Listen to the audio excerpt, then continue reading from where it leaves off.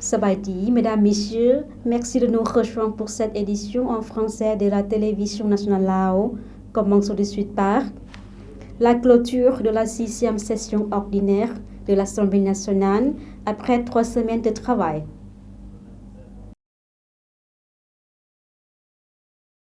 L'Assemblée nationale a clôturé mardi sa 6e session ordinaire qui a adopté des objectifs de développement socio-économique ambitieux dans un contexte de défis persistants. Après un débat houleux, les législateurs ont approuvé les objectifs macroéconomiques présentés par le gouvernement visant une croissance économique de 4,5% l'année prochaine contre 4,2% prévu en 2023. En prononçant le discours de clôture de la session biennale qui s'est déroulée du 31 octobre au 21 novembre, le président de la 9e législature de l'Assemblée nationale, Sesomphone Phomvihane, a déclaré que la séance parlementaire avait été un succès. Le gouvernement a déclaré reconnaître que les objectifs macroéconomiques sont très ambitieux au milieu des défis auxquels le Laos est actuellement confronté, dus à des facteurs à la fois internes et externes. D'ici l'année prochaine, jusqu'à la fin de 2025, le gouvernement prévoit que l'environnement régional, mondial et national continuera à évaluer d'une manière difficile à prévoir. Cette complexité, couplée aux difficultés économiques et financières accumulées que le Laos connaît depuis plusieurs années, rendra difficile la réalisation des objectifs fixés pour 2024, a déclaré le Premier ministre Son Sai. En particulier, ramener le taux d'inflation à l'objectif de 9% l'année prochaine par rapport au taux actuel de près de 30% constituera un défi de taille. Le maintien des taux de change et des niveaux favorables constitue également un objectif très ambitieux. Le gouvernement s'est engagé à empêcher le Laos de sombrer dans un défaut de paiement malgré un niveau élevé de service de la dette. Au cours de la session, les débats ont également porté sur la flambée du coût de la vie qui impose des contraintes aux dépenses des ménages, notamment en matière d'éducation et de santé, ce qui, selon les législateurs, a entraîné un taux élevé d'abandon scolaire et a eu un impact sur le développement des ressources humaines. Le Premier ministre Son Sai a admis que l'augmentation des taux de scolarisation dans le système éducatif formel, y compris dans les écoles professionnelles et les universités, était un autre objectif difficile. Malgré les difficultés persistantes, le Premier ministre s'est engagé à continuer de mettre en œuvre des mesures visant à stabiliser la macroéconomie et à empêcher le Laos de sombrer dans la crise. La session a également adopté un certain nombre de documents, notamment des rapports sur l'examen à mi-parcours du Plan national de développement socio-économique quinquennal, les plans budgétaires et monétaires pour 2021-2025 et les plans pour les 2 ans et demi restants. La mise en œuvre du plan de développement socio-économique pour 2023,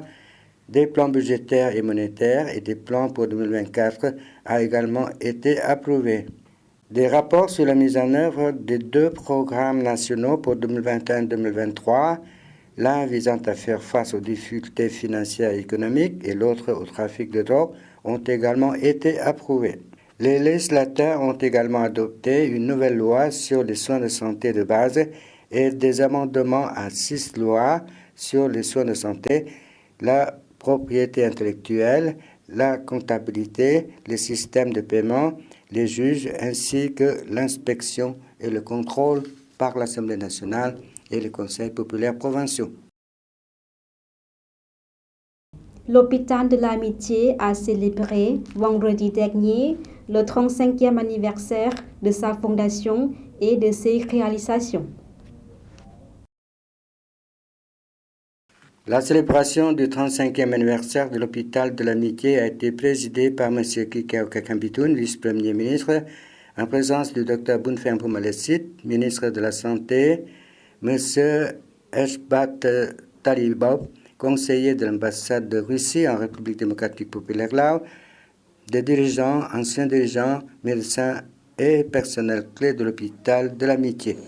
Le Dr Sonsairat Savong, directeur de l'hôpital de l'Amitié, a déclaré que l'hôpital a été fondé sur la base de la coopération et l'assistance précieuse de l'Union soviétique. Il a fallu 10 ans. Il a été mis en service dès 1988 avec 183 médecins. Jusqu'à présent, il compte 814 fonctionnaires et médecins. L'hôpital sert de soins de santé aux patients en tant qu'hôpital central de l'Université des sciences et de la santé, avec la capacité de fournir le plus haut niveau de diagnostic et de traitement dans de nombreux domaines, en particulier le traitement et la chirurgie des os, la chirurgie cérébrale, la chirurgie pulmonaire, le traitement des maladies rénales par dialyse, le traitement des maladies du système nerveux, le traitement du cancer par radiothérapie, etc. En termes d'infrastructure, le bâtiment hospitalier d'origine de 150 lits a été rénové et agrandi de temps à autre. De plus, l'ancien bâtiment sera rénové au début de 2024 grâce au financement du gouvernement de la Fédération de Russie. Le gouvernement Lao a également financé la construction d'un bâtiment hospitalier pour les moines, d'un bâtiment pour le traitement des malades contractés des maladies infectieuses et du paludisme. En outre, un bâtiment moderne de 308 lits doté des équipements les plus modernes avec des systèmes informatiques et Internet est également construit. L'hôpital compte actuellement 27 départements et un centre. Lors de la cérémonie, le ministre de la Santé a décerné une médaille de travail de première classe à l'hôpital Mitapap pour sa contribution active à l'exercice de 5 années passées. Le vice-premier ministre a félicité les dirigeants de l'hôpital de l'Amitié pour leur réalisation au cours des 35 dernières années, les a suggéré de mettre en application de manière efficace la fonction politique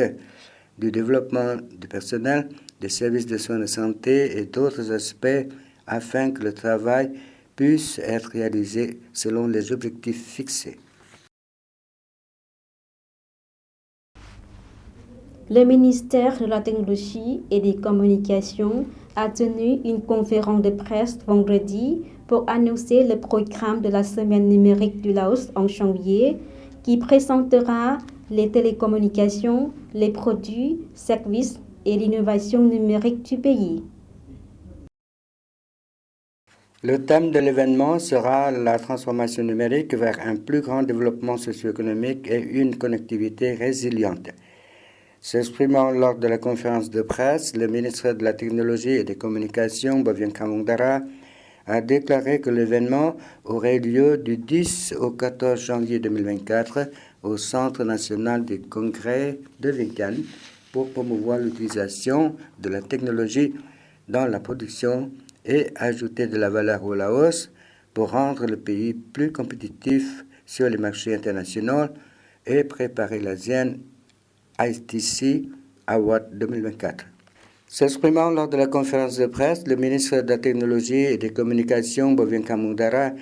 a déclaré que l'événement aurait lieu du 10 au 14 janvier 2024 au Centre national des congrès de Vientiane pour promouvoir l'utilisation de la technologie dans la production et ajouter de la valeur au Laos pour rendre le pays plus compétitif sur les marchés internationaux et préparer l'ASEAN ICT Award 2024. L'événement proposera un large éventail d'activités, notamment des forums sur le développement et la transformation numérique, ainsi que sur les télécommunications et l'innovation des start-up du Laos et des régions voisines, présentés sur plus de 100 stands. Il y aura également des discussions sur l'industrie 4.0, l'économie numérique, les technologies intelligentes et les technologies numériques, ainsi que des événements de mise en relation et de réseautage d'entreprises pour faciliter la collaboration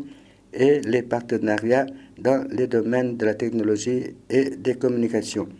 La Semaine numérique du Laos encouragera la coopération et l'investissement pour faire progresser le développement des infrastructures, promouvoir l'application de la recherche technologique et stimuler l'innovation, l'industrialisation et la présentation de services dans le développement des ressources humaines. Le Laos envisage de renforcer ses liens avec la Fédération internationale des sociétés de la Croix-Rouge et du Croissant-Rouge FICR. Les liens entre le Laos et l'organisme humanitaire international ont reçu un élan cette semaine lorsque le vice-ministre des Affaires étrangères, M. Posay Kampitoun, et le secrétaire général de la FICR, M. Jagan Chapagan, ont signé un protocole d'accord sur la création d'un bureau de représentation et la mise en œuvre de davantage d'activités au Laos. Les deux responsables ont également discuté des moyens de renforcer la coopération entre la Croix-Rouge Laos et la FICR lors de la visite de M. Jagan au Laos les 19 et 20 novembre.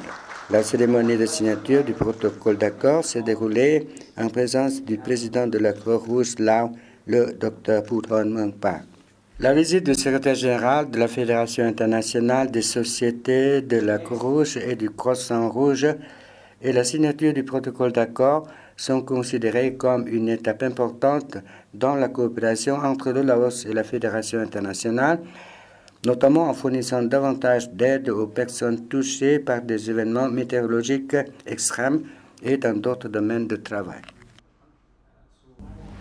Une réunion de dialogue entre les médias laos et chinois a eu lieu le 20 novembre sous le thème « Une ceinture, une route ».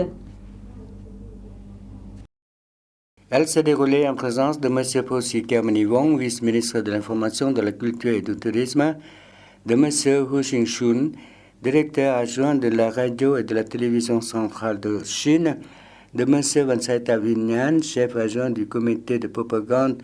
du comité central du Parti populaire révolutionnaire Laos et rédacteur en chef du journal Pasatsun et du chargé d'affaires de l'ambassade de Chine au Laos. M. Posi Kermanivong a déclaré que l'organisation de cette réunion de discussion sur des échanges et une coopération approfondie autour de l'initiative La ceinture et la route était une mise en œuvre formelle de la compréhension commune entre les dirigeants des deux pays et de l'accord entre les deux parties. M. Hu Xingshun a souligné qu'il n'y a pas si longtemps, lors du 3e sommet du Forum de coopération internationale, la ceinture et la route, le président Xi Jinping et le président Thongloun Sisoulith ont signé le plan d'action pour l'établissement d'un partenaire du destin Chine-Laos, créant une opportunité importante pour approfondir la coopération dans le domaine des médias.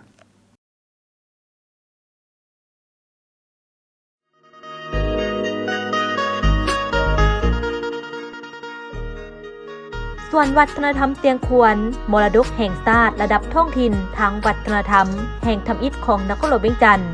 เป็นสถานที่เก่าแก่และเป็นเอกลักษณ์ที่จำลองเหตุการณ์ทางด้านศาสนาสื่อถึงนรกสวรรค์มีรูปปั้นปางใหญ่น้อยคนเทวดาพร้อมด้วยบริวารและสัตว์เดรัจฉานที่น่าอัศจรรย์ใจ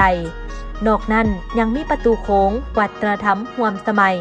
ซึ่งอำนวยความสะดวกม้วนปรึกษานานาพันธุ์ให้ห่มเงาเย็นเหมาะแก่การเที่ยวชมพักผ่อนหย่อนใจขอเชิญชวนนักท่องเที่ยวทั้งภายในและต่างประเทศเข้าชมสวนวัฒนธรรมเสียงขวนซึ่งตั้งอยู่ด้านใต้ของบ้านผาเดือเมืองหาดไซฟองนครหลวงเวียงจันทน์ห่างจากความมิตรภาพลาวไทยประมาณ 7.3 กิโลเมตรเปิดให้บริการทุกวันตั้งแต่เวลา 8 โมงถึง 17 โมงสนใจข้อมูลเพิ่มเติมติดต่อได้ที่เบอร์ 020-5464-9499 และ 020-5787-6318